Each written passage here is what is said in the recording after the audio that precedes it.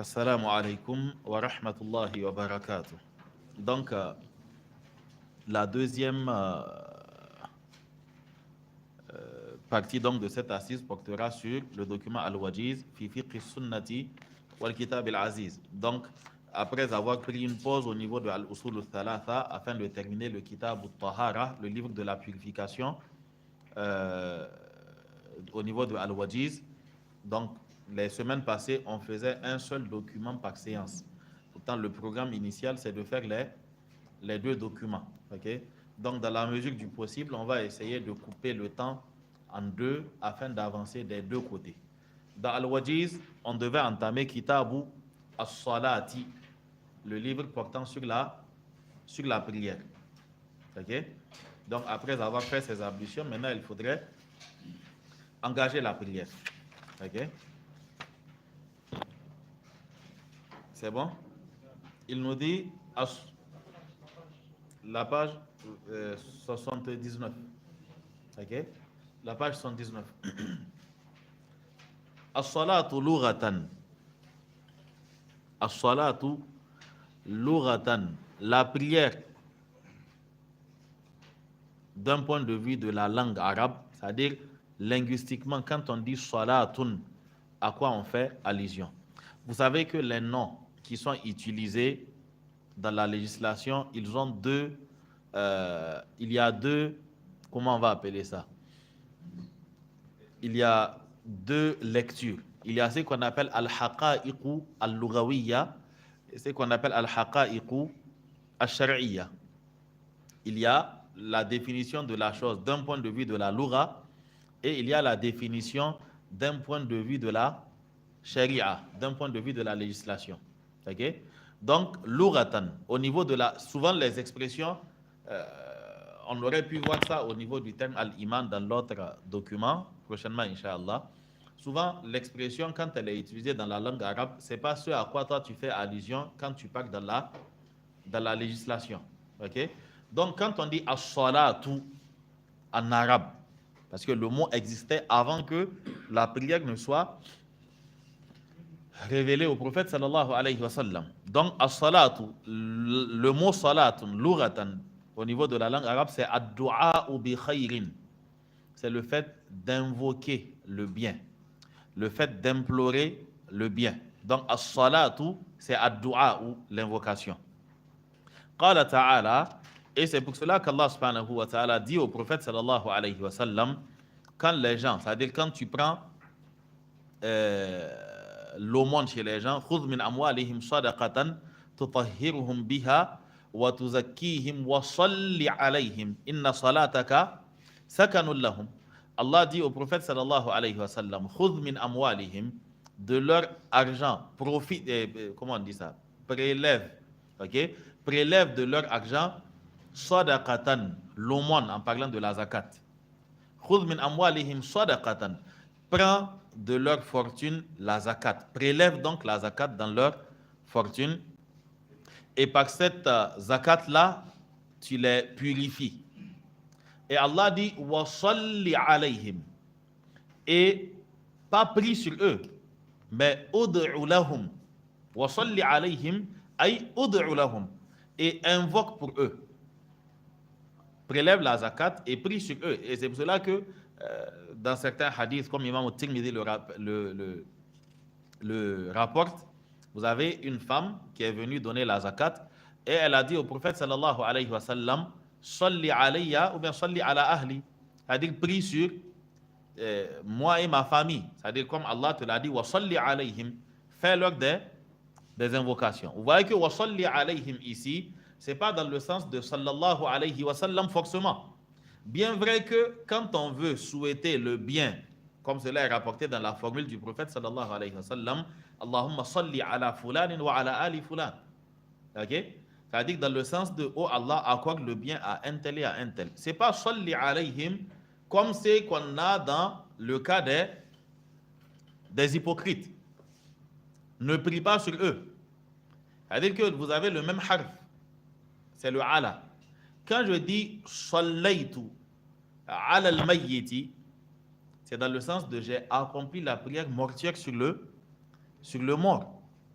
Mais ici, wa salli alayhim, c'est dans le sens de leur faire l'invocation. Donc ici, louratan, as-salatu, c'est ad-du'a bi khayrin. C'est invoquer le bien. Ok? Maintenant, shar'an, d'un point de vue de la législation, ce qu'on appelle as-salatu, c'est aqwalun. C'est un ensemble de paroles. Wa af'alun, et d'actes. Muftatahatun bit takbiri, qu'on ouvre, c'est-à-dire qu'on entame par le takbir. Muhtatamatun bit taslim, et qu'on clôt par la salam. Bishara'ita makhsousa, et qui ont des conditions particulières. C'est un ensemble de paroles et d'actes qu'on entame par le takbir et qu'on clôt par la prière et avec des conditions particulières.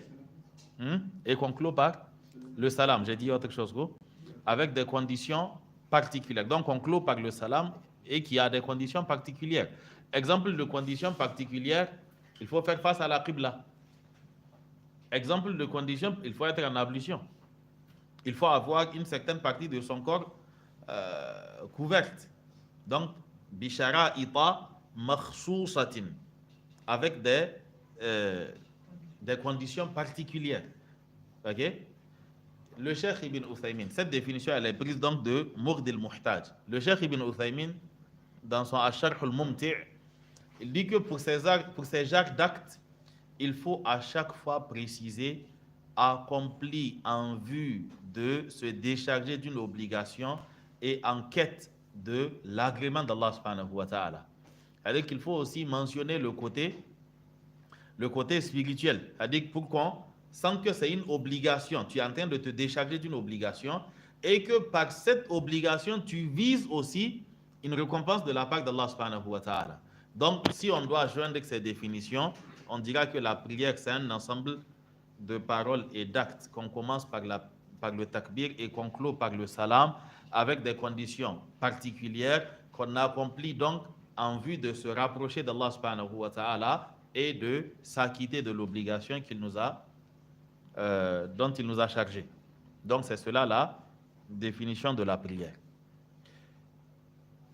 Ça rentre dans ce qu'on pourrait appeler tahsil al-hasil. C'est-à-dire que c'est une chose qui est déjà connue, qu'on est en train de définir. Mais ça sert quand même parce que si, avant d'avoir connaissance, avant de prendre connaissance de cette définition, si on te demande c'est quoi la prière, on sait que tu sais, mais tu ne sais pas comment l'expliquer. Du moment où tu pries, on sait que tu sais c'est quoi la prière, mais si quelqu'un te dit c'est quoi la prière, tu vas commencer par quelle partie? C'est-à-dire que c'est le ruku, c'est le sujoud, c'est le takbir. Mais les savants, ils ont l'art de synthétiser. C'est-à-dire que c'est que toi, tu vois comme étant impossible à décrire. Tu ne sais pas par où commencer. La définition de la prière, et ils vont te la définir en une ligne. Ensemble d'actes et de paroles qu'on commence par le takbir et qu'on clôt par la salam. Ok? Et là, les autres détails, c'est dans la pratique qu'on les voit. Les prières obligatoires sont au nombre de 5. Les prières obligatoires sont au nombre de 5. C'est-à-dire les prières canoniques, les prières du quotidien sont au nombre de 5. Mais on peut avoir d'autres prières obligatoires mais circonstancielles. On peut avoir d'autres prières obligatoires mais fardun ala al-kifaya, mais obligatoire c'est-à-dire pour toute la communauté. On veut juste qu'un certain nombre s'en acquitte. Comme par exemple la prière mortuaire. Okay? Il faudrait nécessairement que des gens s'acquittent de la prière mortuaire. Exemple de prière obligatoire circonstancielle, les prières de Eid. Okay? Et d'autres prières aussi, en dehors de ceux-là, bien de celles-là. Donc, il nous dit wasalawatul mafrudatu khamsun. Les prières obligatoires sont au nombre de 5. Pourquoi il a dit khamsun et non pas khamsatun? Pourquoi il a dit khamsun et non pas khamsatun? Comment?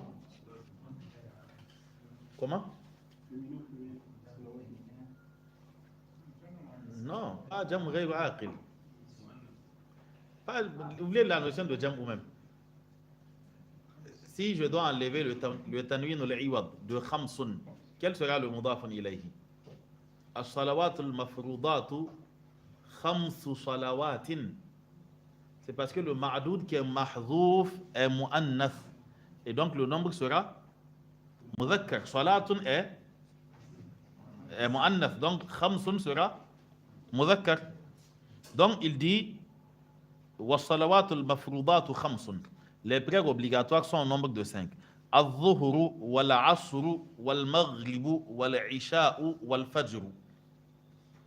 Pourquoi est-ce qu'il a commencé par la prière de Zuhr et non pas par celle de Fajr? Parce que dans le hadith où Jibril est venu enseigner la prière au prophète sallallahu alayhi wa sallam, où il est venu lui enseigner les horaires de la prière, à quel moment est-ce qu'on prie telle prière, à quel moment on fait telle prière. Le hadith de Jabir ibn Abdullah, Jibril est venu à la prière de Zuhur en premier. C'est-à-dire qu'il est venu le premier jour à la prière de Zuhur, juste au moment où le soleil a décliné un tout petit peu du zénith, quoi.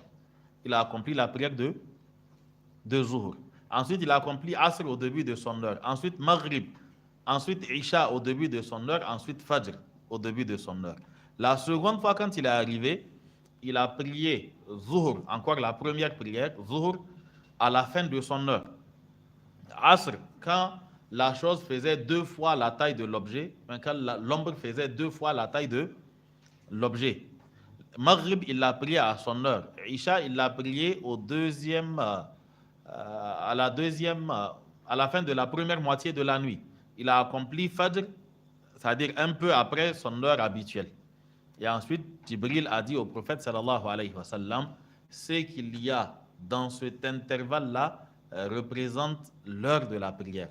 C'est-à-dire que la prière de Zuhur ira de l'heure à laquelle je l'ai accompli le premier jour, donc à l'heure à laquelle je l'ai accompli le deuxième jour, et ainsi de suite. Donc, la raison pour laquelle dans certains documents, on commence par Zuhur, c'est le fait que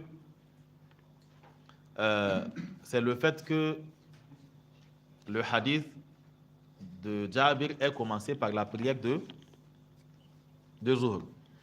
Maintenant, le fait qu'on commence par la prière de Asr et par la prière de Fajr, c'est du fait qu'on appelle la prière de Asr as-salatul wusta, la prière médiane. Ok, hafidhu ala salawati wa salatil wusta wa qumu lillahi qanitin. Et pour que Asr soit la salatul wusta, parce qu'il y a d'autres hadiths montrant que c'est Asr, il faudrait que Fajr soit la première, Zuhur la deuxième, Asr sera donc la prière du milieu, et il y aura ensuite Maghrib et Isha. Mais à la kulli hal, ça n'a pas d'incidence en tant que tel. Naam. Donc, an Anas ibn Malik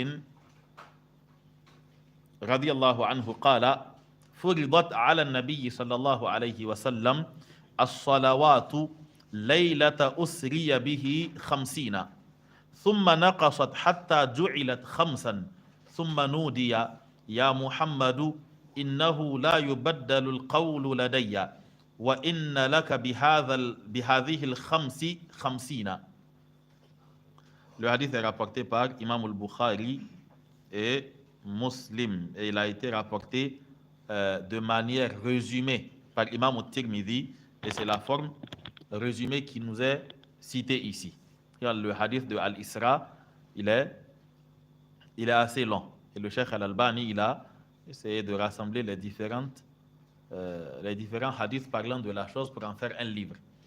Donc, Anas ibn Malik, il dit Furidat ala nabi sallallahu alayhi wa sallam. On a rendu au prophète sallallahu alayhi wa sallam, on a rendu obligatoire au prophète sallallahu alayhi wa sallam as-salawatu, les prières. Donc les prières ont été rendues obligatoires au prophète sallallahu alayhi wa sallam. Ok? Maintenant, pourquoi furidat? Où est le fa'il? Ouais, on a un naïb al-fa'il qui est as-salawatu. Ok? Et le fa'il, c'est. Le naïb al-fa'il, c'est as-salawatu parce que furidat est mabniyun ala ma lam yusamma fa'iluhu. Donc, il ne peut pas y avoir de fa'il. Naam. Donc, ici, le taqdir, c'est que faradallahu as-salawati ala nabi sallallahu alayhi wa sallam. Ok? Donc, furidat ala nabi sallallahu alayhi wa sallam as-salawatu laylata usriya bihi. Donc, la nuit où on le fit voyager au ciel. Laylata usriya bihi. La nuit où on le fit voyager au ciel. Ok? Laylata usriya bihi. Le laylata sera un zarf.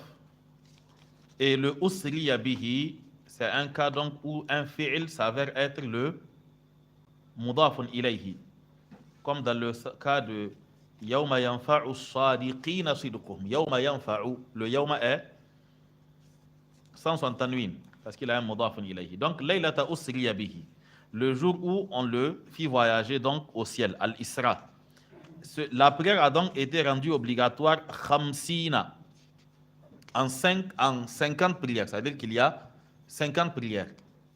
Thumma naqasat, et ensuite la prière diminua hatta ju'ilat khamsan, jusqu'à ce qu'on en fit 5. Ok? La prière diminua, c'est-à-dire que le nombre de prières diminua jusqu'à ce qu'on en fit 5. Dans le hadith de Anas, cette version de At-Tirmidhi, les choses ont été condensées. Mais dans la version longue de Imam al-Bukhari et Muslim et An-Nasa'i et autres, le hadith a été détaillé. Le prophète sallallahu alayhi wa sallam, il a rencontré Moussa. Moussa lui a demandé, qu'est-ce qu'on t'a donné?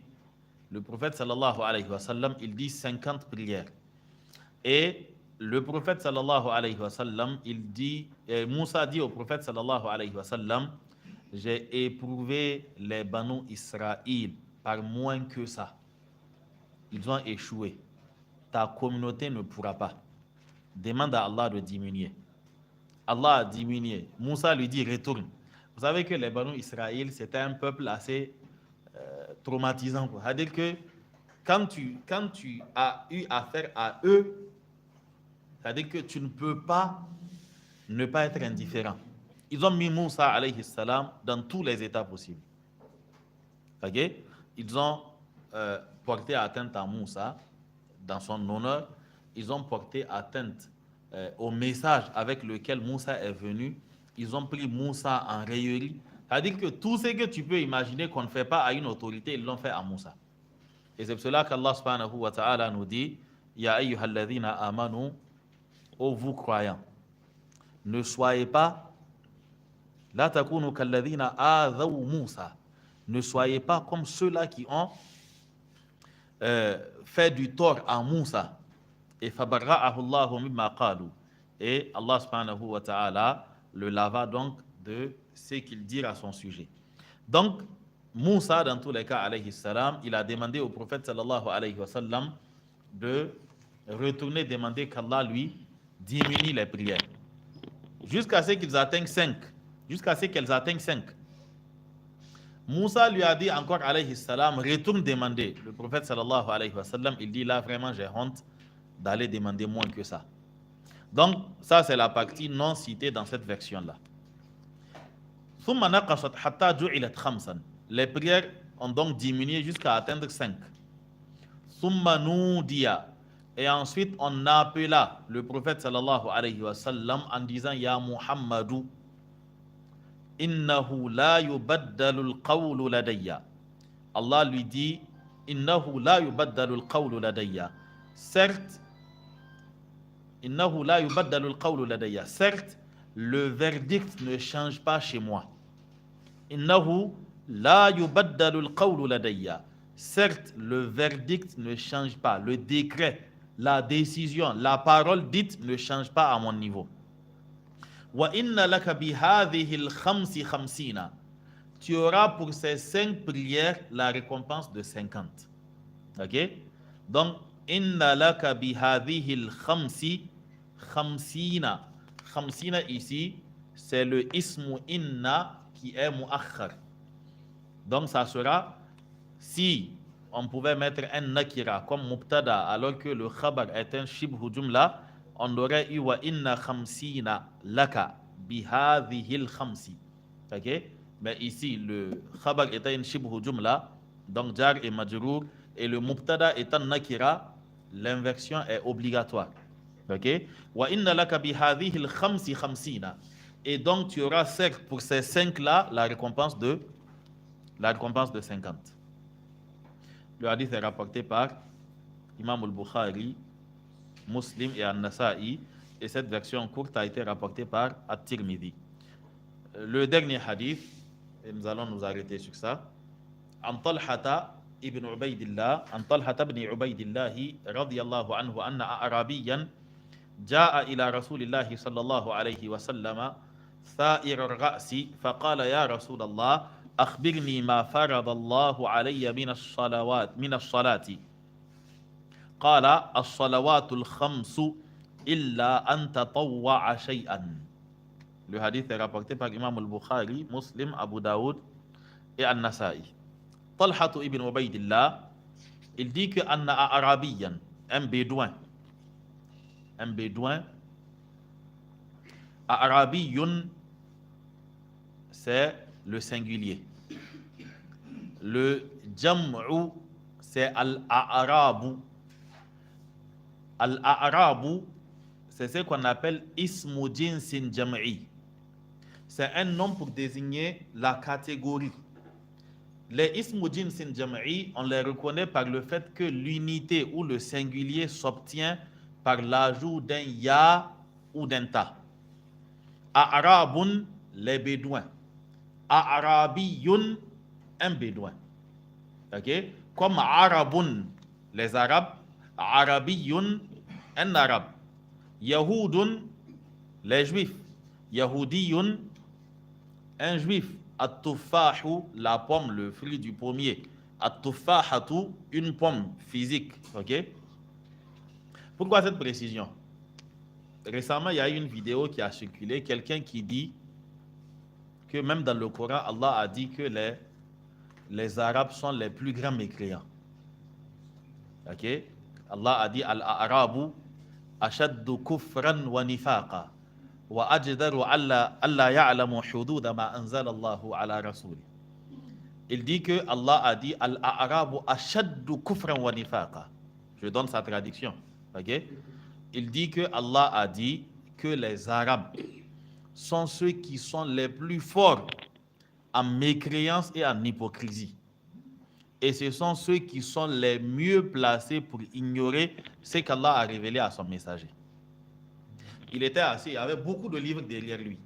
Et je suis sûr que même au hasard, s'il tire un livre, dans ce livre, on va lui expliquer que Al-A'rabu ne désigne pas les Arabes. Al-A'rabu, ce sont les Bédouins.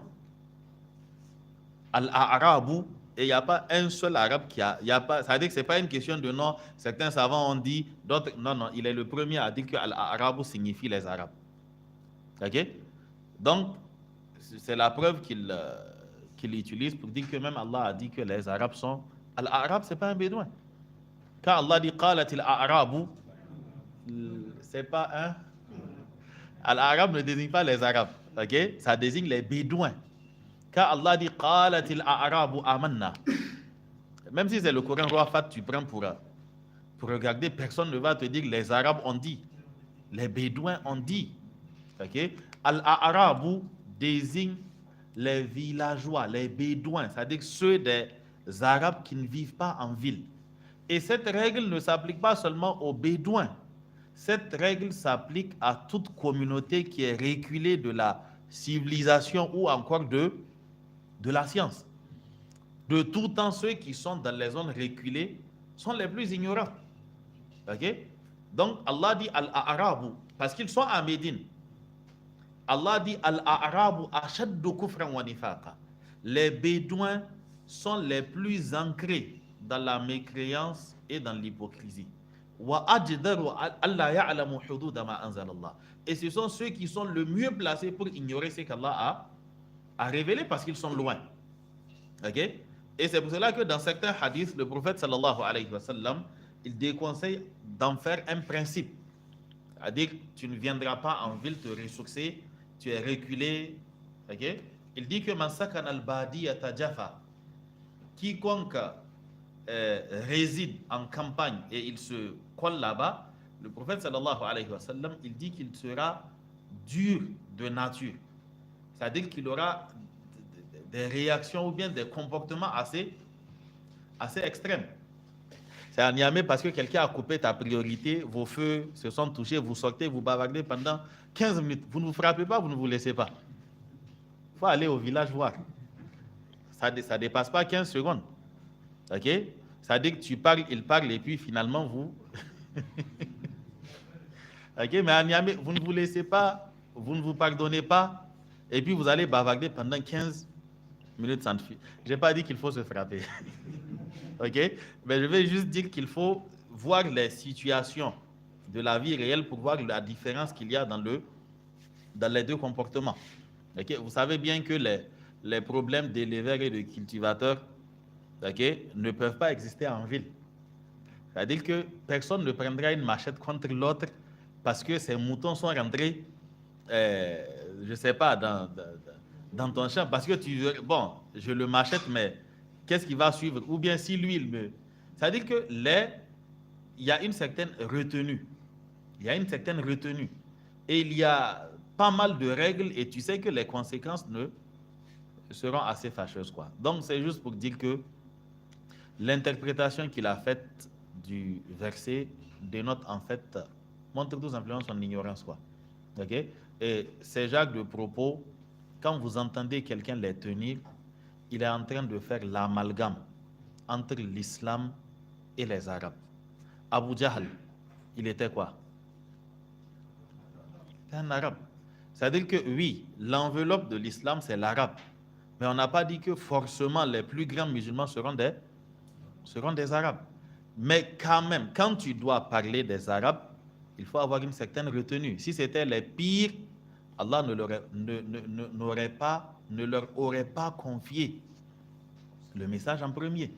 Et quand tu dis les arabes sont ceci, ils sont cela, il faut savoir que le prophète sallallahu alayhi wa sallam fait partie de les 4 califes sont là-bas aussi. Ok?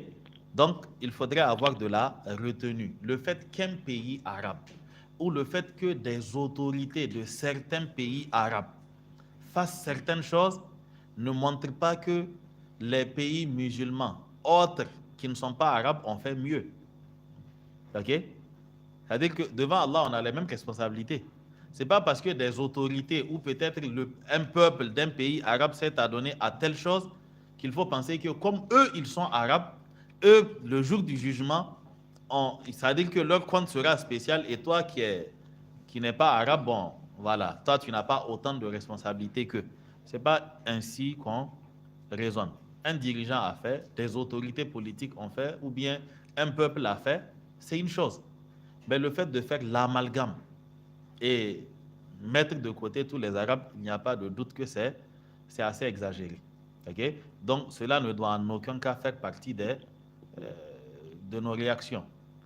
Et vous savez très bien que nous sommes très souvent mal placés pour ces genres de critiques-là.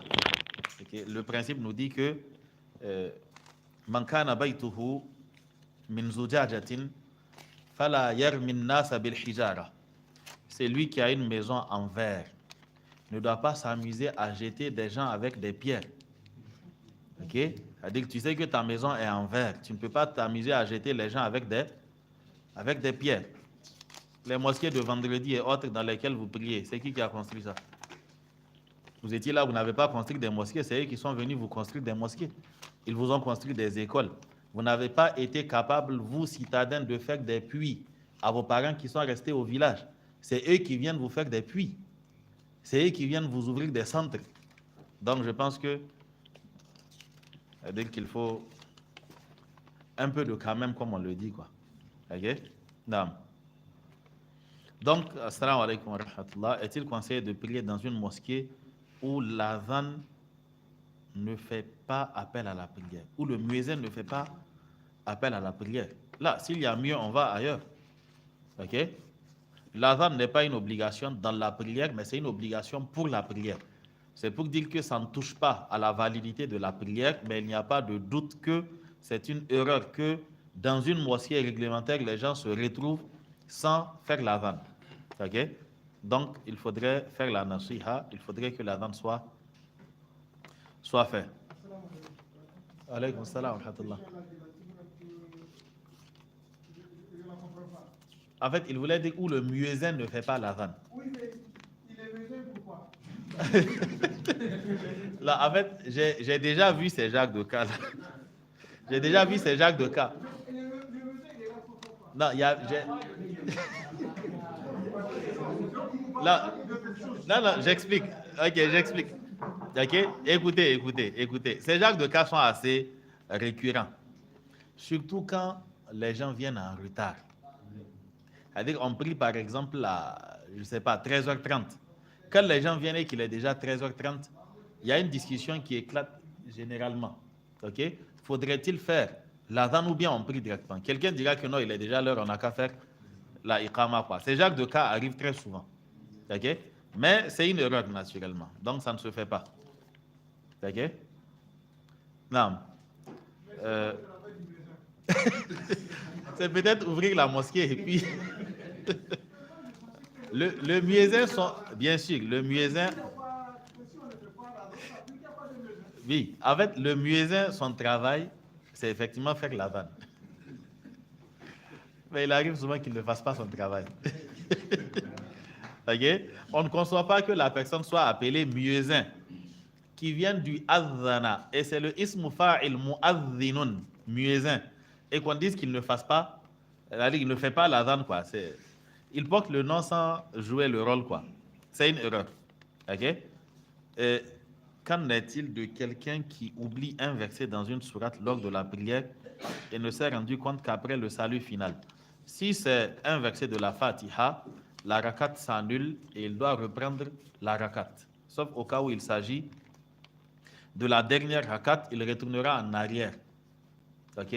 Pour la reprendre à partir de l'oubli et il finit.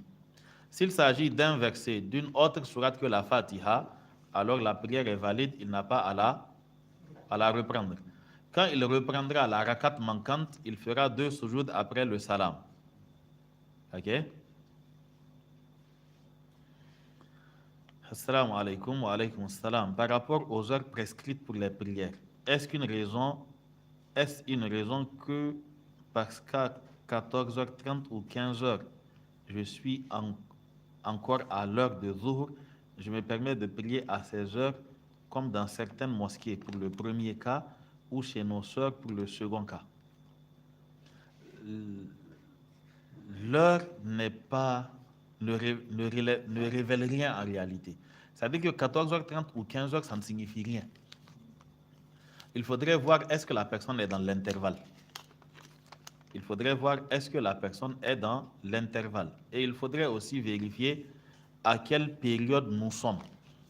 Le principe pendant l'été, quand il fait extrêmement chaud, la prière de Zuhr doit être repoussée effectivement. Le prophète sallallahu alayhi wa sallam, il nous dit de rafraîchir l'heure de la prière de Zuhr, pour dire qu'on évite de prier pendant cette période quand le soleil est au bon milieu du ciel, quoi. C'est-à-dire qu'il a juste décliné un peu vers le couchant. En ce moment, on ne prie pas. C'est-à-dire qu'on met une certaine durée entre le déclin du soleil et la prière de Zuhr.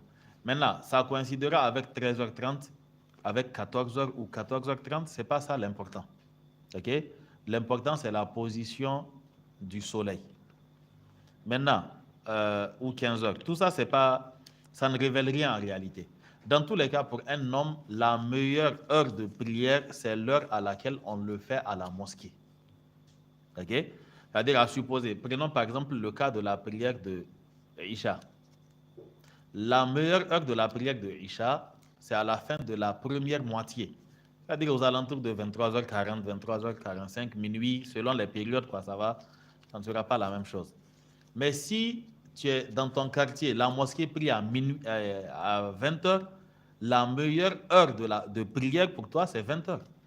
Parce que pour toi, l'homme, la prière en groupe, c'est ce qui est obligatoire, sous prétexte que minuit est mieux, tu ne peux pas te permettre de prier seul.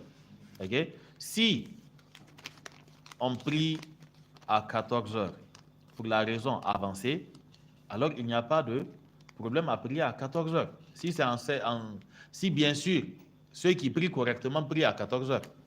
C'est-à-dire que si tu dois faire le choix entre là où on prie mal, 13h30 ou 13h15, et que toi, tu trouves qu'on est en été, le mieux aurait été d'aller à 14h. Mais sauf que eux, ils décident de prier à 13h15, tu pries à 13h15, que d'aller sacrifier ta prière à 14h. Donc, il y a vraiment plusieurs paramètres. C'est-à-dire que si on essayait d'annuler toutes les... c'est-à-dire qu'on essaye d'annuler les variables, on considère que tout le monde prie correctement. Et qu'en plein été, il y a une mosquée qui prie au début de l'heure et il y a une autre qui va un peu plus loin. Il n'y a pas de doute que prier dans celle qui va un peu plus loin est mieux. Ok? Il y a des périodes où aller à 13h45, 14h serait mieux que de prier à 13h. Ok? Mais prenez aussi un autre élément en compte. Nous sommes des Sahéliens, nous savons qu'à certaines périodes, entre 11h et puis 16h, il n'y a aucune différence. C'est-à-dire que le soleil tape à 13h comme il tape à 15h. Ok? Donc, si tu dois attendre le point le moins chaud, c'est-à-dire que tu risques de prier carrément à Maghrib, quoi. Ok? Donc, il faudrait aussi prendre cela en compte, quoi. Non, maintenant, pour le cas des sœurs, leur cas est assez complexe parce que le fait qu'il n'y ait pas de... Le fait qu'elles ne prient pas à la mosquée, souvent, les conduit à c'est-à-dire à de la négligence, quoi. C'est-à-dire que Zuhur se fera quelques instants avant l'entrée de l'heure de Asr. Asr se fera en retard. Maghrib se fera quand les étoiles seraient déjà apparues. Isha aussi, souvent, c'est quand on dort, on se réveille qu'on fait ça. Donc, il n'y a pas de doute qu'il y a de la négligence, quoi. Et c'est pour cela qu'il faudrait être assez strict par rapport à cela, pour ne pas se permettre de la, comment on va dire ça, de la négligence dans ce domaine-là. Il faudrait se référer à la mosquée d'à côté.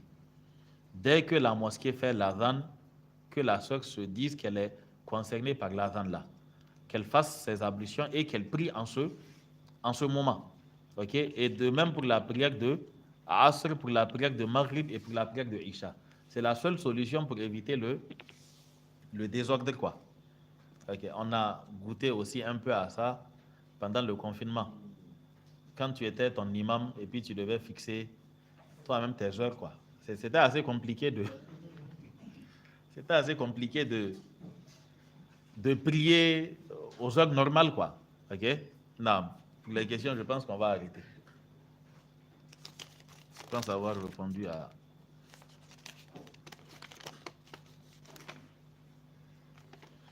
Ok, donc la dernière question nous dit Assalamu alaikum. L'éclairage sur la personne.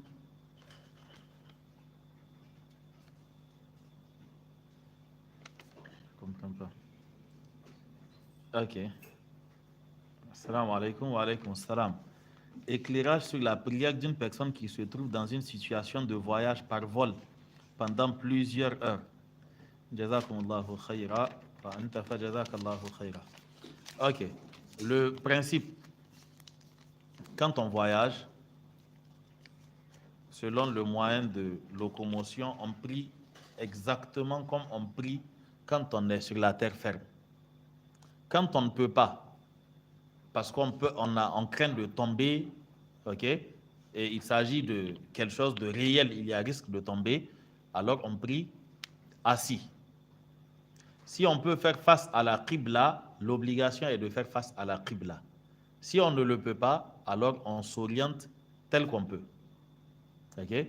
Donc, c'est vraiment le prophète sallallahu alayhi wa sallam, un compagnon lui a dit, quand en bateau, comment est-ce que nous allons prier?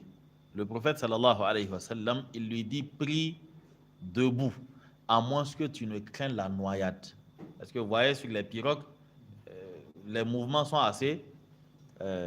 joue assez sur les, voilà, sur le, comment je vais dire ça, sur les pirogues, quoi. Donc, le prophète sallallahu alayhi wa sallam, il dit prie debout, à moins que tu ne crains la noyade. Donc maintenant, c'est à la personne de regarder. Je suis en voyage, j'ai la possibilité de raccourcir et de jumeler les prières Zuhr et Asr.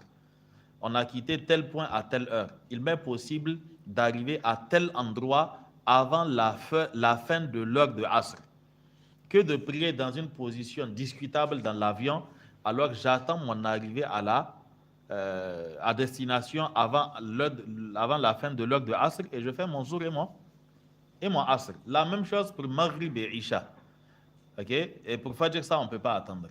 Maintenant, si il y a risque de faire sortir la prière de son heure, alors on n'a pas à attendre. On prie dans la situation et on applique le verset Fattaqullaha mastata'tum. C'est-à-dire qu'on fait le maximum qu'on puisse. Si tu peux prier debout dans le bus, tu pries debout. Si tu ne peux pas, tu pries assis. Ok?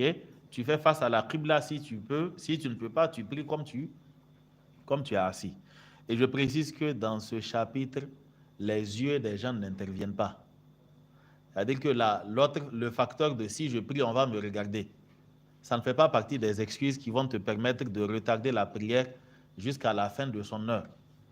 Ok? Et ça ne fera pas partie des excuses qui vont te permettre de prier assis alors que tu peux prier debout.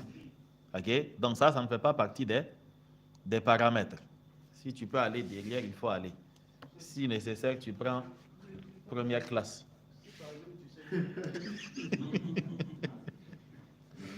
Hein?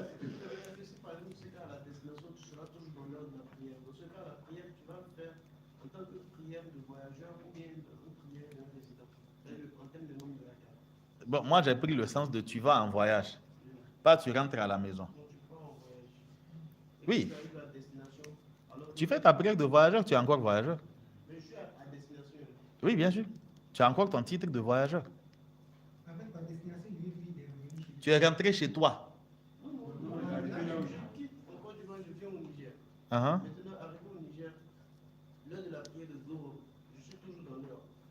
Tu fais ta prière de Zuhr comme on le fait ici.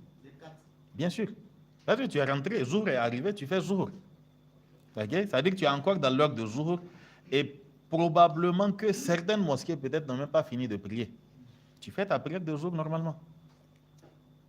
Okay? Et s'il arrive que tu fais ta prière, c'est-à-dire que tu as déjà fini de prier, tu es rentré, les gens n'ont pas encore fait Asr, tu n'as pas à reprendre ta prière de Asr avec les gens. Je pense qu'on est allé assez loin. Quoi? Ah, on fait les ablutions. Il y a des toilettes dans les avions. Donc, on fait les ablutions. Vous savez, il faut juste prendre ces mesures, quoi. Avant de rentrer dans l'avion, fais tes ablutions, tu mets tes chaussettes. Ok? Non. Subhanakallahumma. Et attendez, au moins, je vais clore.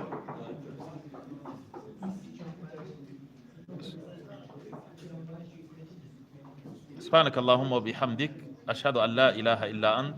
أستغفرك وأتوب إليك وصلى الله على نبينا محمد وعلى آله وصحبه وسلم والسلام عليكم ورحمة الله وبركاته.